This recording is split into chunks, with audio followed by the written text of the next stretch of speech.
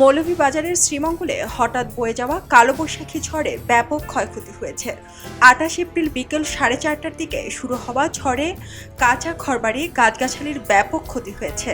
ভেঙে পড়েছে অসংখ্য বৈদ্যুতিক খুঁটি ও বড় বড় গাছ। বিকেল ৪:৩০টা থেকে ৫টা পর্যন্ত আধা ঘন্টা ব্যাপী এই ঝড় বয়ে যায়। ঝড়ের পাশাপাশি অল্প পরিমাণে শিলাবৃষ্টিও হয়েছে। শিলাবৃষ্টি ও ঝড়ে হাওরের বড় ফসল ও সবজিরও ক্ষতি হয়েছে। বিদ্যুতের তার ছিঁড়ে পড়ে গাছগাছালি উপড়ে পড়ায় ঢাকা সিলেট আঞ্চলিক মহাসড়ক সহ অভ্যন্তরীণ অনেক সড়ক দিয়ে যানবাহন চলাচল বন্ধ রয়েছে। উপজেলা জুড়ে ৫০,০০০ গ্রাহক বিদ্যুৎ বিচ্ছিন্ন রয়েছেন।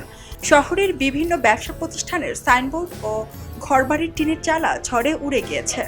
শ্রীমঙ্গলের আবহাওয়া অফিসের ভারপ্রাপ্ত কর্মকর্তা আনিসুর রহমান খবরের কাগজকে জানান, ঝড়টির গতিবেগ ছিল ঘন্টায় ৮৯ কিলোমিটার। ঝড়ের পিক টাইমের স্থায়িত্ব ছিল প্রায় ৬ মিনিট।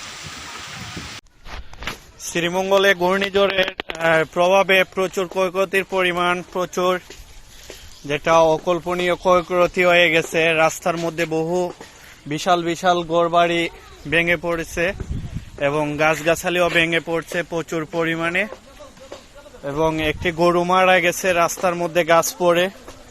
এই ঘূর্ণিঝড়ের ফলে গাছের গুড়ি সহ উপড়ে আসছে, গুড়ি সহ উপড়ে আসছে গাছগুলা, বিশাল বড় বড় গাছগুলা উপড়ে আসছে পশ্চিম বারোটাতে। এই ক্ষয়ক্ষতির পরিমাণ খুব বেশি, যেটা যাওয়া যাচ্ছে না। রাস্তা দুটি বন্ধ হয়ে গেছে, এদিকে খুব বেশি নাজেহাল অবস্থা। এদিকে একসাথে পাকা বোরো ধানও বিশাল পরিমাণে ক্ষতিগ্রস্ত হয়েছে, যে ধানগুলা জড়াই নিছে, প্রচুর পরিমাণে ক্ষয়ক্ষতি। সবাই যখন জোয়ারে গা ভাসায়, কেউ কেউ ঘুরে দাঁড়ায়। সময় হারতে শেখালেও কেউ কেউ চ্যালেঞ্জ ছুড়ে দেয়।